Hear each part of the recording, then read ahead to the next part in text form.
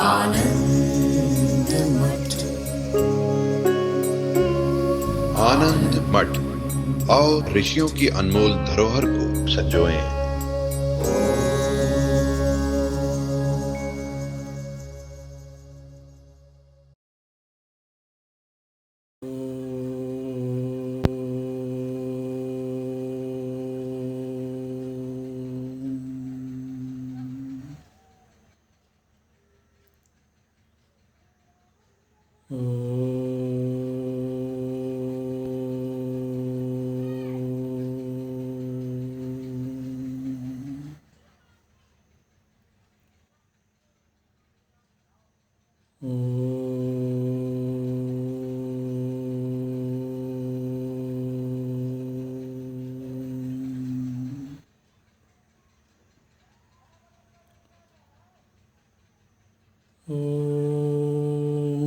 भद्रं कर्णेभिः शृणुयाम देवाः, भद्रं पश्येमाक्षभिर्यजत्राः, स्थिरैरङ्गैस्तुष्ट्वागुंसस्तनूभिः व्यशेम देवहितं यदायुः।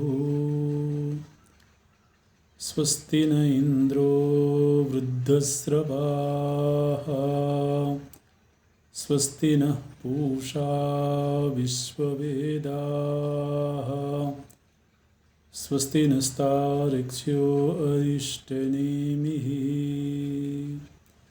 स्वस्ति नो बृहस्पतिर्दधातु। ॐ शान्ति शान्ति शान्तिः।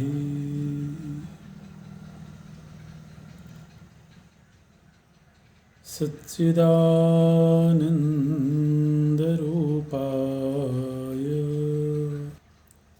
विश्वोत्पत्त्यादिहेतवे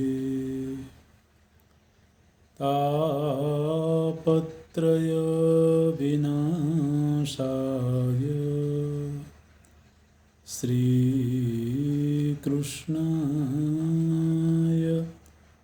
वयं नमः। श्रीकृष्णाय वयं नमः। नारायणं नमस्कृत्य नरं चैव नरोत्तमं, देवीं सरस्वतीं व्यासं ततो जयमुदीरयेत्। ततो जयमुदीरयेत्।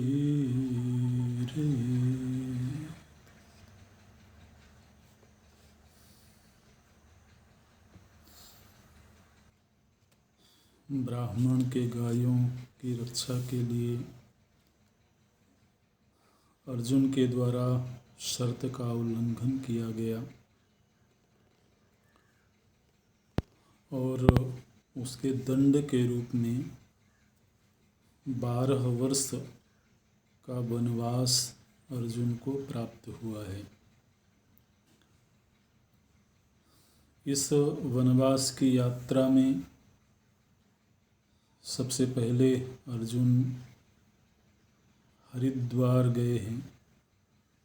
शास्त्र में गंगा द्वार नाम आता है हरिद्वार का। ब्राह्मणों के साथ यात्रा कर रहे हैं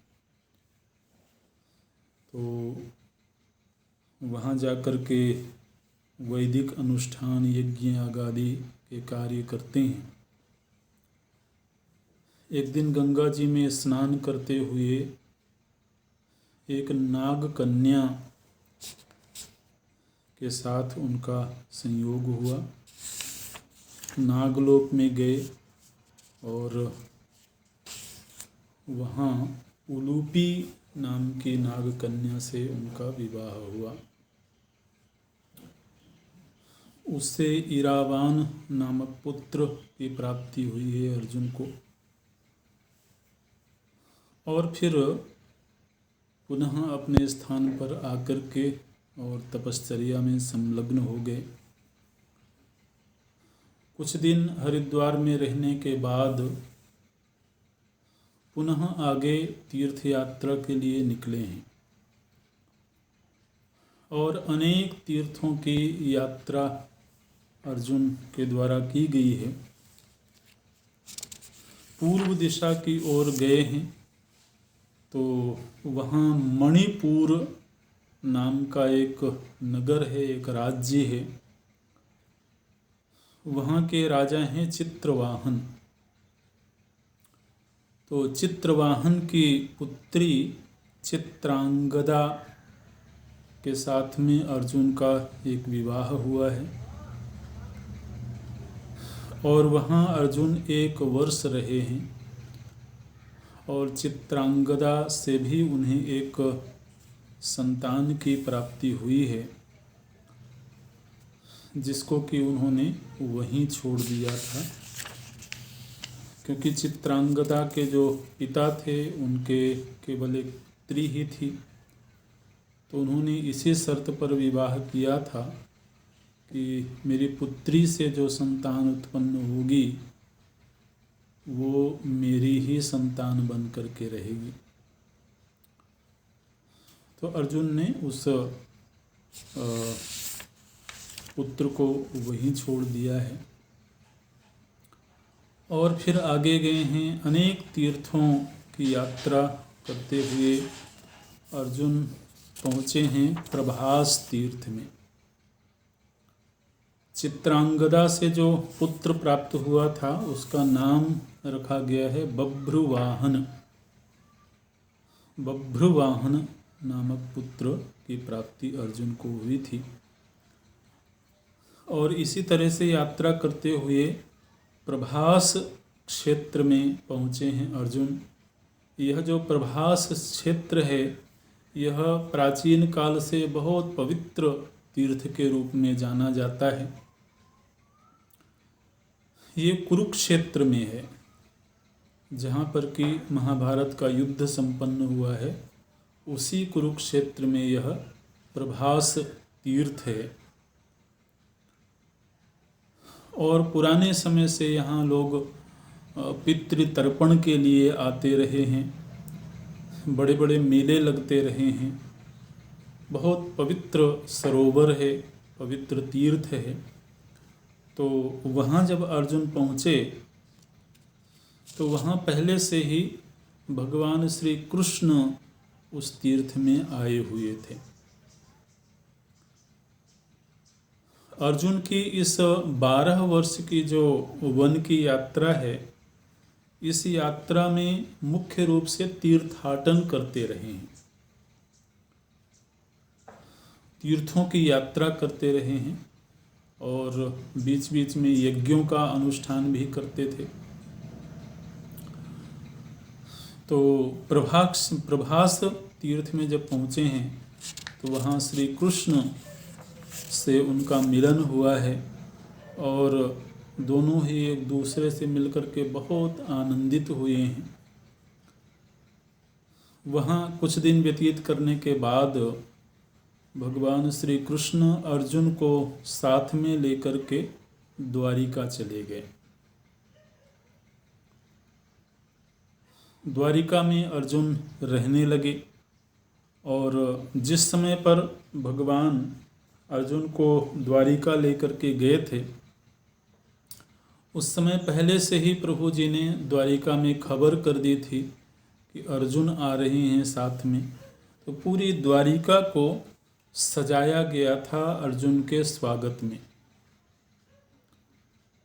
और अर्जुन का बड़ा सत्कार हुआ है द्वारिका नगरी में। भगवान कृष्ण बलराम जी बहुत आनंदित हैं अर्जुन का साथ पा करके। और जब अर्जुन वहाँ रहने लगे हैं, लंबे समय तक द्वारिका में रहे हैं अर्जुन, उसी प्रवास के दौरान एक दिन रैवतक पर्वत है वहाँ द्वारिका के समीप में ही, तो वहाँ एक मेले का आयोजन किया गया था। एक अनुष्ठान आयोजित था जिसमें कि वृष्णिवंशी, सात्वतवंशी, तो जितने भी भगवान कृष्ण जिस वंश में अवतरित हुए थे, वृष्णिवंश के लोगों ने वह आयोजन किया था और अनेक वंश के लोग वहाँ एकत्र हुए थे रैवतक पर्वत पर। उसी रैवतक पर्वत में एक दिन भगवान कृष्ण की बहिन है सुभद्रा, वसुदेव जी की पुत्री हैं और बहुत सुंदर श्रृंगार करके सुसज्जित होकर के वो उस मेले में गई थी। भगवान श्री कृष्ण और अर्जुन एक साथ ही वहाँ यात्रा कर रहे थे, वहाँ घूम रहे थे। तो जैसे ही अर्जुन ने सुभद्रा को देखा तो अर्जुन के मन में सुभद्रा के प्रति आसक्ति पैदा हो गई और भगवान कृष्ण चूंकि साथ में ही थे, तो प्रभु जी ने अर्जुन के इस भाव को भांप लिया, अर्जुन के इस भाव को समझ गए। बोलते हैं तम तदैकाग्र मनसम कृष्णः पार्थम अलक्षयत। भगवान श्री कृष्ण ने पार्थ के इस मनोभाव को जान लिया कि अर्जुन का मन सुभद्रा जी की ओर आकृष्ट हुआ है। तो प्रभु जी ने अर्जुन से कहा कि अर्जुन, क्या तुम मेरी बहन से विवाह करना चाहते हो?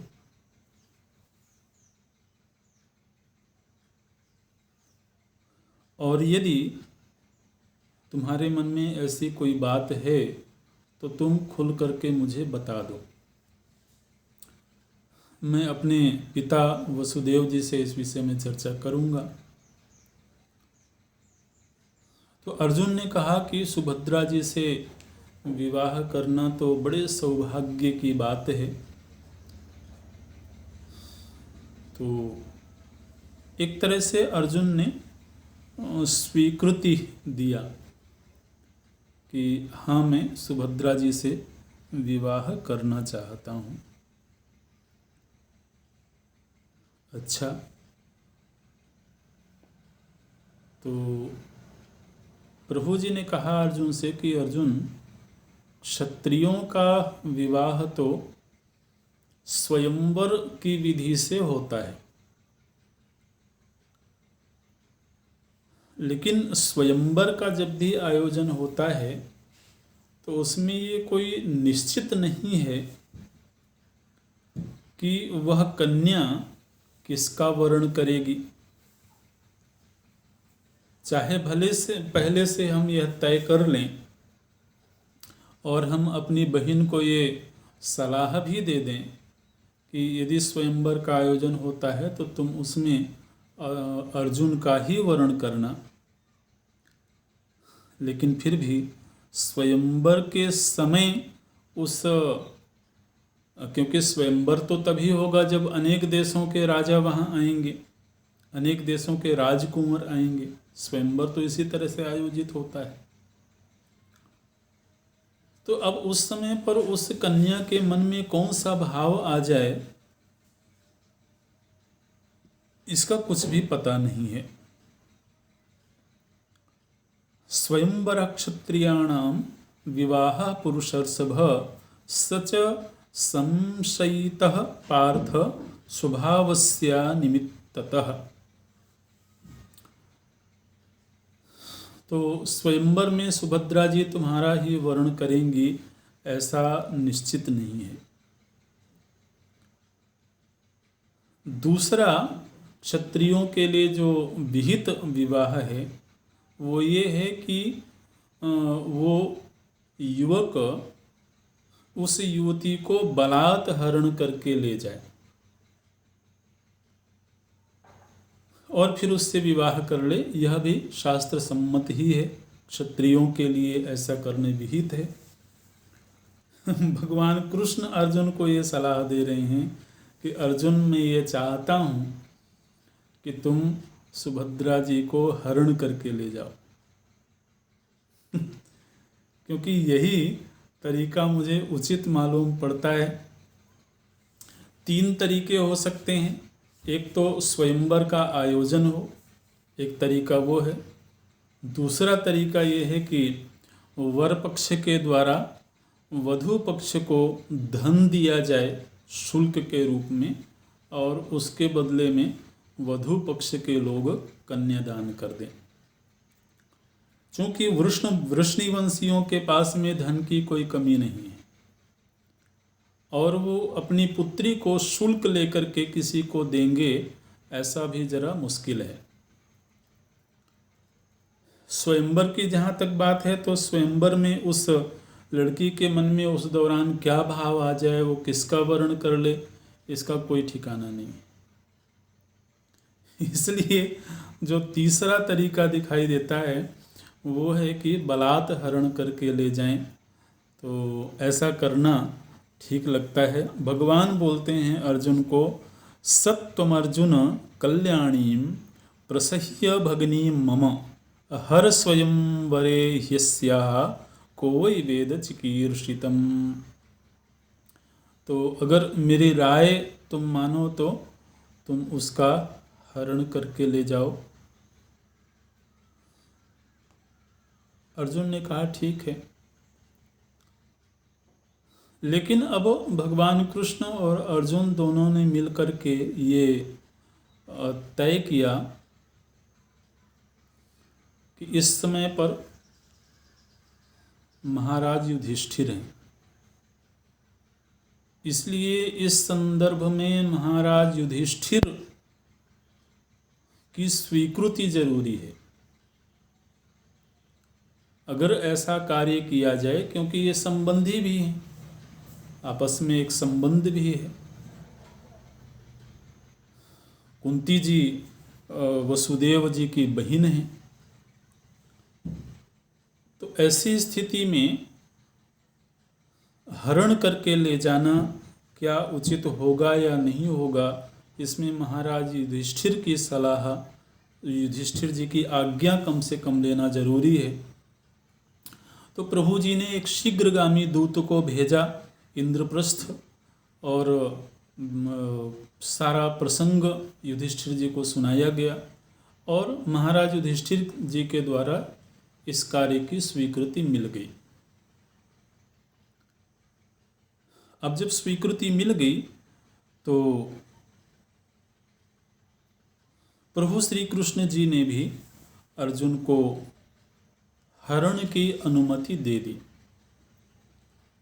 अभी इस प्रसंग की जानकारी उस वंश में किसी को नहीं है, केवल भगवान कृष्ण और अर्जुन या उनके कुछ विशेष जो दूत हैं केवल वही जानते हैं। प्रभु जी ने अपना रथ सजाया है और उनके जो सारथी हैं दारुक, उसको प्रभु जी ने आज्ञा दी कि तुम रथ को विशेष प्रकार से उसकी सजावट करो, रथ का श्रृंगार करो। और फिर अर्जुन स्वयं रथ संचालन भी करते हैं।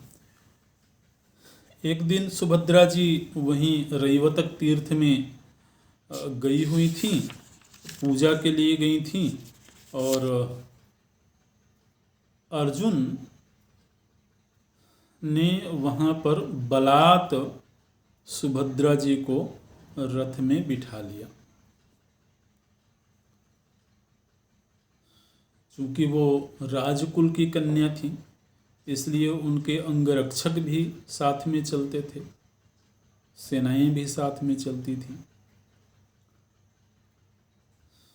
तो जिस समय पर अर्जुन ने सुभद्रा जी का अपहरण किया, उस समय पर कुछ सैनिक तो अर्जुन के पीछे लग गए और कुछ सैनिक शीघ्रतापूर्वक राजमहल में आए और वहाँ आकर के खबर दी कि अर्जुन के द्वारा सुभद्रा जी का अपहरण किया गया है।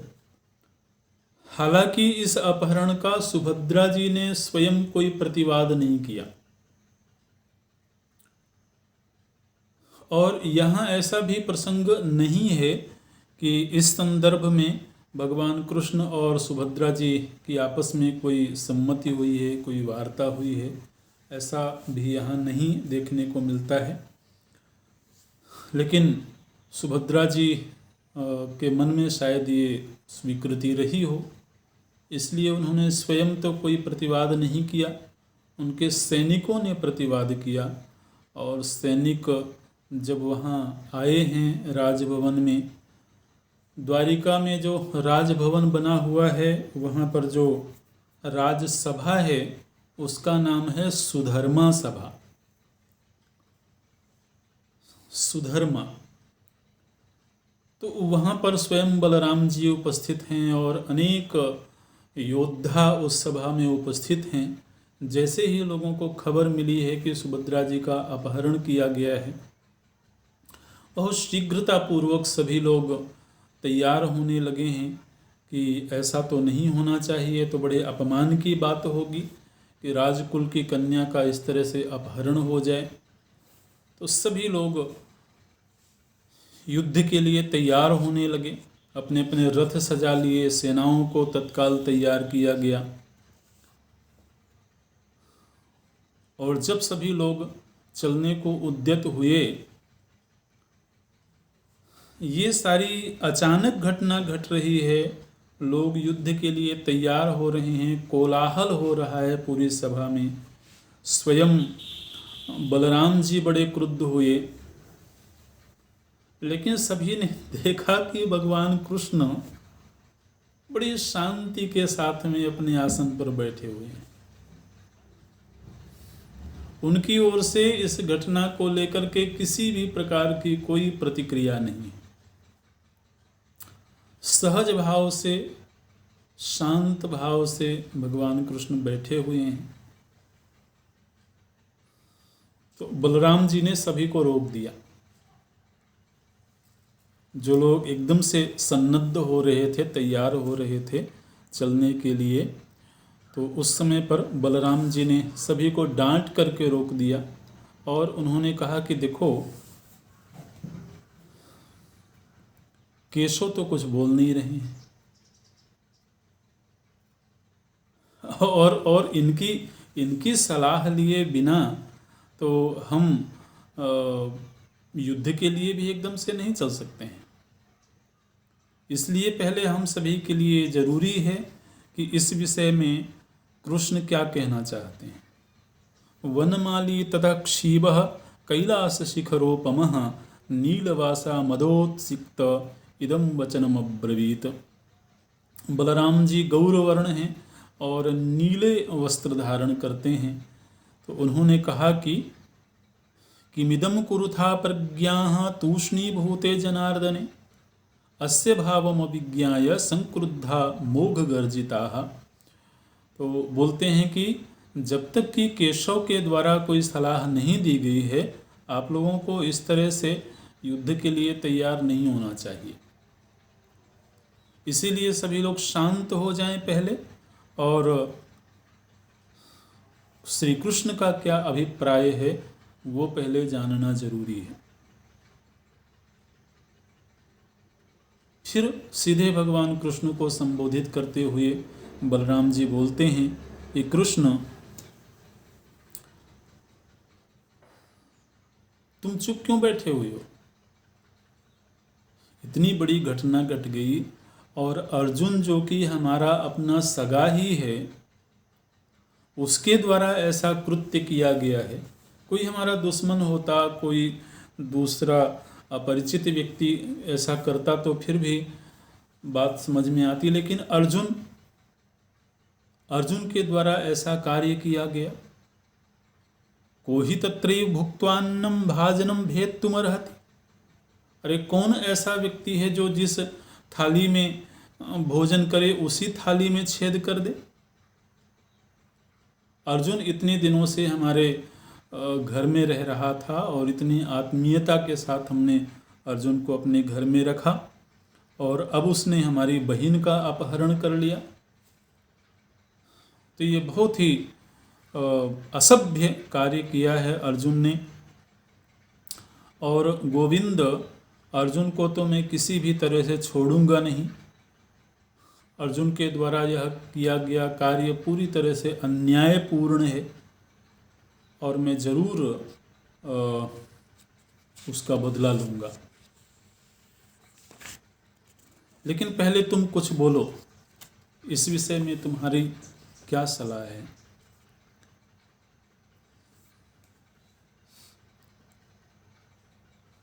तो जब बलराम जी ने बड़े रोषपूर्ण ढंग से अपनी बात रखी है, तब भगवान बहुत ही शांत मुद्रा में रहते हुए बलराम जी से बोलते हैं कि अर्जुन ने हमारा कोई अपमान नहीं किया है। अच्छा, नावमानं कुलस्यास्य गुडाकेशः प्रयुक्तवान् सम्मानोऽभ्यधिकस्तेन प्रयुक्तोऽयं न संशयः। अर्जुन ने हमारा किसी भी प्रकार से अपमान नहीं किया है। आपको ऐसा नहीं सोचना चाहिए कि अर्जुन ने हमारा अपमान किया है, बल्कि अर्जुन ने तो हमारा सम्मान ही किया है। अच्छा, कैसे सम्मान किया है जी? तो बोलते हैं कि अर्थलुब्धान नवः पार्थो मन्यते सात्वतान सदा स्वयंवरम अनाधृष्यम मन्यते चापि पांडवः। मुझे लगता है कि अर्जुन का ऐसा मानना है देखिए, भगवान कृष्ण को हर वो कार्य करना है जो उनको उचित लगता है। उसका तरीका क्या होगा वो बहुत चिंतनीय बात नहीं है। तो बोलते हैं कि अर्जुन ने हमारे परिवार का मान ही बढ़ाया है, इसलिए क्योंकि मुझे ऐसा लगता है कि अर्जुन ने ये सोचा होगा कि अगर मैं धन दे करके इनसे कन्या की मांग करूं तो कोई भी सभ्य परिवार, कोई भी सभ्य सुसंस्कृत कुल शुल्क के बदले अपनी कन्या नहीं देगा। इसलिए अगर उसने हमारे सामने शुल्क का प्रस्ताव रखा होता तो शायद उससे हमारे वंश का अपमान होता। और दूसरे, अर्जुन को इस बात का भी ज्ञान रहा होगा कि स्वयंवर यदि होता है तो उसमें कन्या किसका वर्ण करेगी इसका कोई ठिकाना नहीं है। और तीसरी चीज ये है कि कोई भी वीर पुरुष कन्यादान की प्रतीक्षा कब तक करेगा? वीर पुरुष का कार्य ये है कि वह यदि क्षत्रिय है तो वह बलात् अपहरण करके ले जाए, और ये शास्त्र सम्मत है। इसलिए मुझे ऐसा लगता है कि उसने हमारा कोई अपमान नहीं किया है, क्षत्रियोचित कार्य किया है उसने। और दूसरे, अर्जुन के साथ में यदि हमारा इस तरह का संबंध होता है तो ये वृष्णिवंशियों के लिए बड़े गौरव की बात है, क्योंकि जो कुरु वंश है वो बहुत प्रतापी, बहुत यशस्वी वंश है। तो कुरु वंश के साथ में हमारा संबंध होना ये बड़े सम्मान की बात है, बड़े सौभाग्य की बात है। तो इसलिए मुझे ऐसा लगता है कि अर्जुन के साथ में अगर आप युद्ध करेंगे तब भी आप विजयी होंगे, इसमें मुझे संदेह है। क्योंकि अर्जुन के पास में मेरा ही रथ है और उसमें शीघ्रगामी जुते हुए घोड़े हैं, और अर्जुन स्वयं इतने प्रभावशाली हैं, इतने बड़े धनुर्धर हैं कि उनको रोक पाना ये किसी के लिए भी इतना आसान नहीं है। इसलिए मेरी सहमति ये है कि अर्जुन को यदि वो जा रहे हों खंडोप्रस्थ की ओर तो उनको सम्मानपूर्वक लौटा लाया जाए और फिर उनका विधिवत विवाह कर दिया जाए। तो देखिए, यहाँ पर प्रभु जी ने जब यह प्रस्ताव रखा तो भगवान के इस बात का किसी ने कोई प्रतिवाद नहीं किया। यहां तक कि बलराम जी ने भी एक शब्द विरोध में नहीं बोला। प्रभु जी ने जैसे ही ये कहा कि तमभिद्रुत्य सांत्वेन परमेण धनंजयम न्यवर्तयत संभृष्टा ममैषा परमामति। मेरी मत ये कहती है कि अर्जुन को सांत्वना दे करके कि हम उसके साथ में कोई छल नहीं करेंगे, कोई युद्ध नहीं करेंगे, ऐसी सांत्वना दे करके और अर्जुन को लौटा लाया जाए, ऐसी मेरी मति कहती है। तो भगवान के इस वक्तव्य को सुन करके तच्छ्रुत्वा वसुदेवस्य तथा चक्रु जनाधिपः, तो यदुवंशियों ने भगवान के कहे हुए वचन का बिल्कुल अक्षरशः पालन किया। सभी ने क्रोधवत निवृत्ति छोड़ दी और जाकर के अर्जुन को सांत्वना दे करके और द्वारिकापुरी में वापस ले आए और द्वारिका में ला करके विधिवत विवाह संपन्न हुआ। विवाह संपन्न होने के बाद कुछ दिन तो अर्जुन वहीं रहे, द्वारिका में ही रहे। फिर सुभद्रा जी को साथ में लेकर के आगे की यात्रा पर निकले हैं और पुष्कर तीर्थ में गए हैं। पुष्कर तीर्थ में 1 वर्ष अर्जुन रहे हैं और तब तक उनके वनवास के 12 वर्ष पूरे हो चुके थे। तो फिर पुष्कर तीर्थ से सीधे ही अर्जुन सुभद्रा जी को साथ में लिए हुए ही इंद्रप्रस्थ को प्रस्थान करते हैं। इंद्रप्रस्थ में जब गए हैं तो चूंकि वहाँ सभी लोगों को पहले से ही इस विवाह की खबर लग गई थी,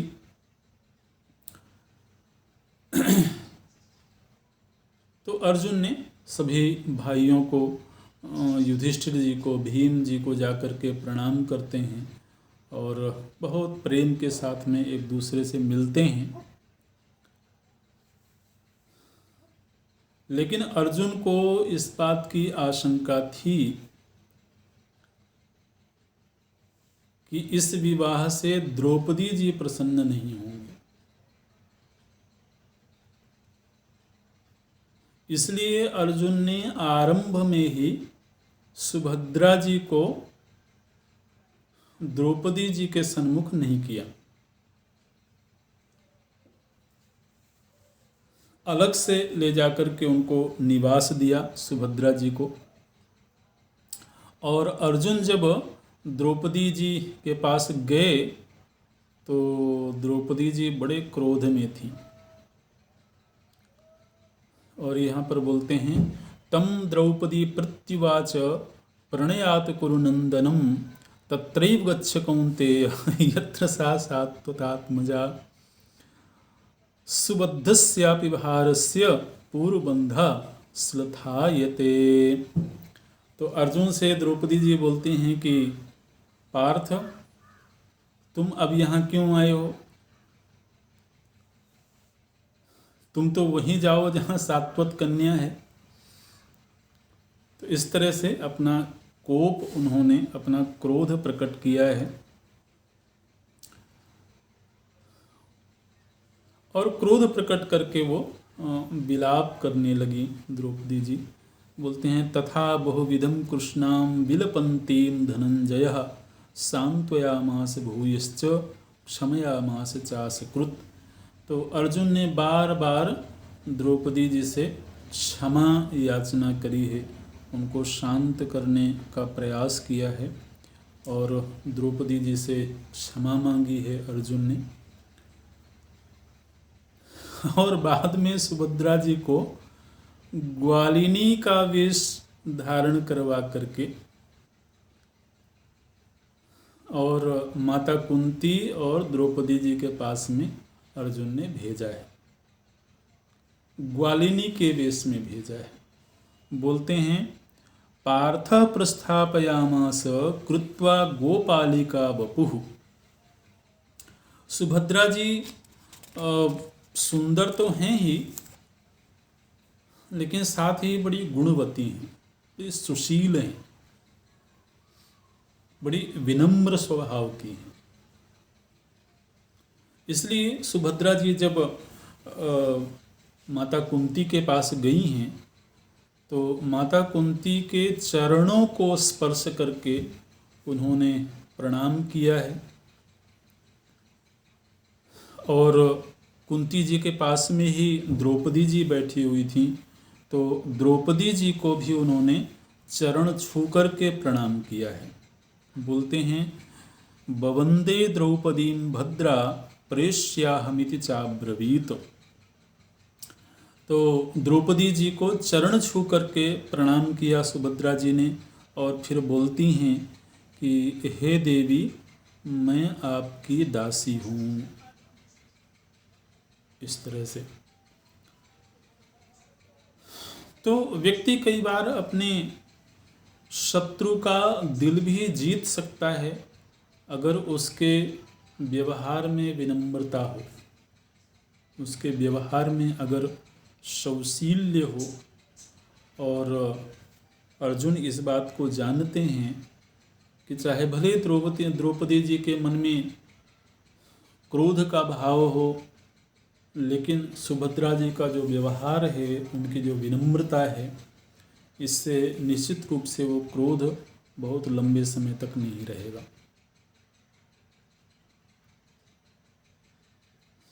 तो जैसे ही सुभद्रा जी ने इस तरह का विनम्र व्यवहार किया है, और देखिए सामने वाले के मन में रोष की वृत्ति तभी तक रह सकती है जब तक कोई सामने वाला प्रतिद्वंद्वी हो करके आता हो, है ना। बराबर का अधिकार प्रस्तुत करते हुए आवे तो निश्चित रूप से इस तरह के संबंधों में सहज स्वीकृति तो नहीं होगी।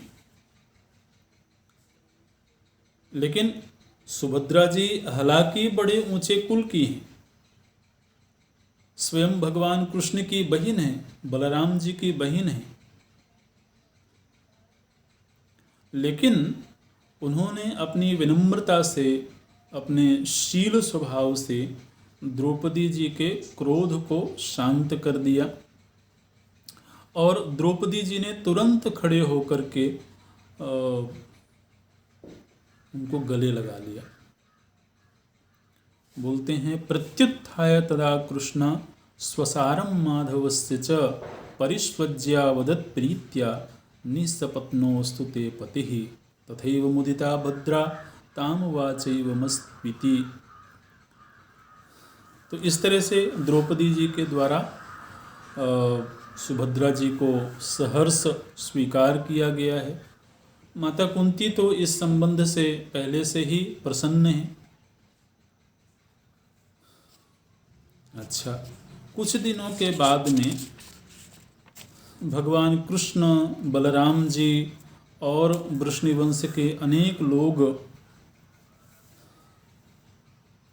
यहाँ आए हैं, इंद्रप्रस्थ आए हैं बहुत सारा दहेज लेकर के, क्योंकि उस समय पर विवाह तो संपन्न हो गया था, भेंट में कुछ ज़्यादा दिया नहीं गया था।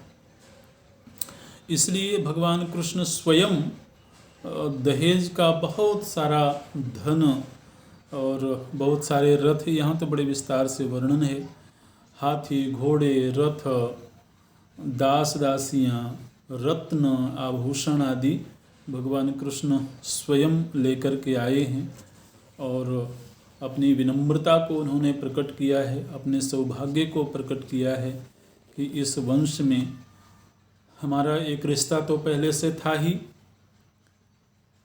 और एक रिश्ता अभी और हो गया है, तो इस बात से प्रसन्नता जाहिर करी है। अच्छा, अब ये द्वारिका से जो लोग भी आए थे भगवान कृष्ण के साथ में, बलराम जी के साथ में, तो वो सब तो चले गए, लेकिन भगवान कृष्ण अभी इंद्रप्रस्थ में ही ठहर गए। कुछ समय बीतने के बाद सुभद्रा जी ने एक संतान को जन्म दिया है और सुभद्रा जी की वह जो संतान है उनका नाम है अभिमन्यु।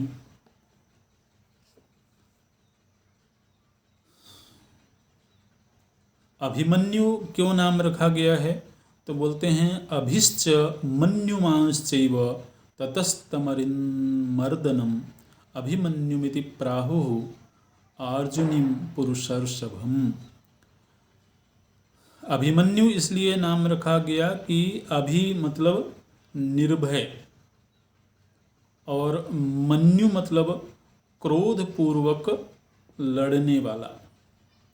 तो निर्भय होकर के युद्ध करने वाला यह बालक होगा, ऐसा मान करके अभिमन्यु नाम रखा गया है। अभिमन्यु की जो धनुर्वेद की शिक्षा है वो स्वयं अभिमन्यु के पिता अर्जुन के द्वारा दी गई है।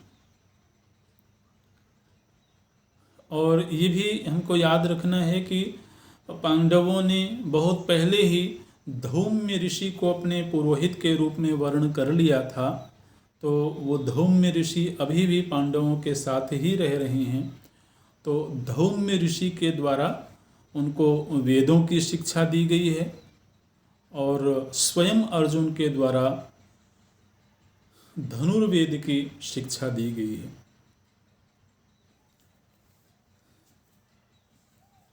माता द्रौपदी जी के भी संतानें हुई हैं।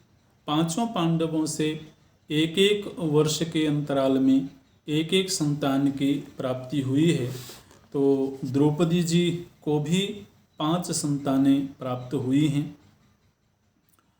तो उनके भी नाम हैं। युधिष्ठिर जी के माध्यम से जो संतान प्राप्त हुई थी उनका नाम है प्रतिविंध्य। भीमसेन के सुतसोम। अर्जुन से जो संतान हुई है वो श्रुतकर्मा।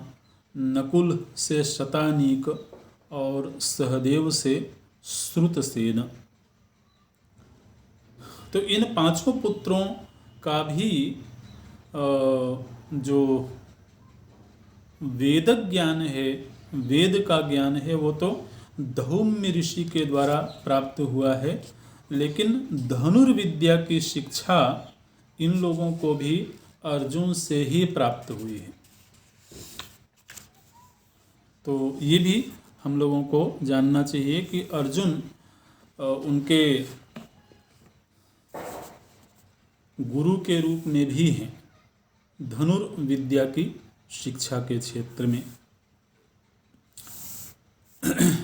अच्छा, अब यहाँ पर बहुत सुंदर वर्णन है कि महाराज युधिष्ठिर किस तरह से राज्य का शासन करते हैं, किस तरह से वो अपने प्रजा का पालन करते हैं।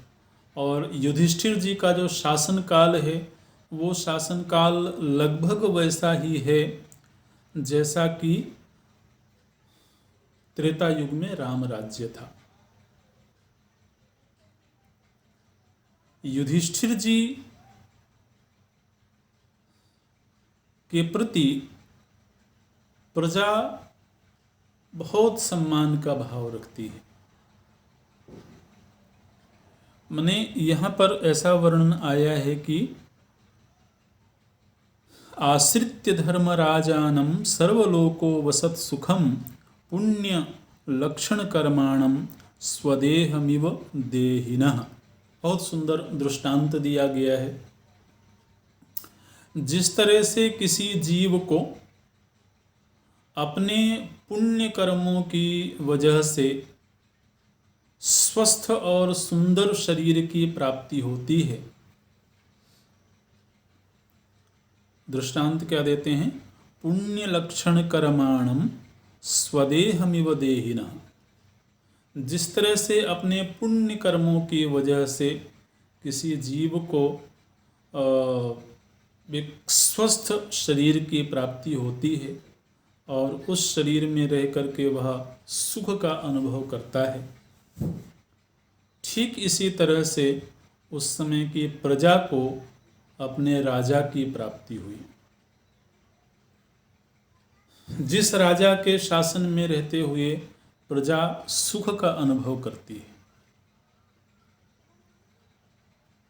और प्रजा महाराज युधिष्ठिर के प्रति केवल इसलिए प्रेम का भाव नहीं रखती है कि वो शासन अच्छा करते हैं, बल्कि प्रजा के मन में युधिष्ठिर जी के प्रति श्रद्धा और भक्ति का भाव है। देखिए, कोई राजा एक राजा के रूप में अच्छा हो सकता है, लेकिन वह अपनी प्रजा की श्रद्धा का पात्र बन जाए, प्रजा उसके प्रति भक्ति का भाव रखने लगे, जैसे कि अयोध्या में भगवान श्री राम जी के प्रति है, तो उस समय की प्रजा केवल भगवान को अपना राजा नहीं मानती है, बल्कि वो प्रजा अपने राजा को अपना श्रद्धेय, अपना इष्ट मानती है। तो वहाँ फिर बात अलग हो जाती है। यहाँ पर बोलते हैं न तो केवल दैवेन प्रजा भावेन रेमिरे यद बभूव मनः कांतम कर्मणा सचकार तत्। तो युधिष्ठिर जी के प्रति उस समय की प्रजा के मन में श्रद्धा और भक्ति का भाव है। स्वयं युधिष्ठिर जी का व्यक्तित्व कैसा है, उनका व्यवहार कैसा है, तो बोलते हैं न ही अयुक्तम न च असत्यम न असह्यम न च वा प्रियम भाषितम चारुभाषस्य यज्ञे पार्थस्य धीमतः। युधिष्ठिर जी कभी भी किसी से ना तो कोई अनुचित बात करते हैं, न कभी असत्य भाषण करते हैं, न कोई ऐसी वाणी बोलते हैं जो सामने वाले के लिए असह्य हो, ना ही ऐसी वाणी बोलते हैं जो अप्रिय हो। बड़ी मधुर वाणी का व्यवहार करते हुए अभी एक शासक के लिए ये बड़ा कठिन होता है कि उसे शासन भी करना पड़े और मधुर भी बोलना पड़े।